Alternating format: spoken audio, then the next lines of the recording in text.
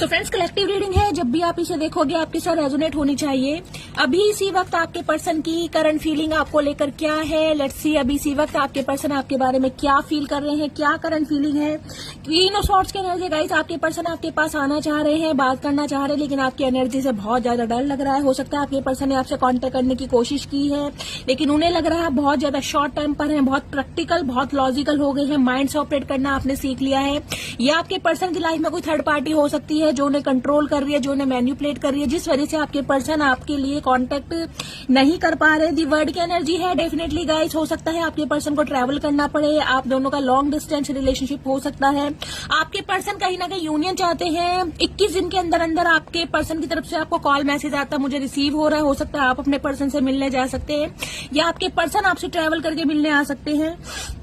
8 of cups की energy है guys. 8 number, अगस्त का महीना आपसे रेजोनेट हो सकता है। आपके पर्सन को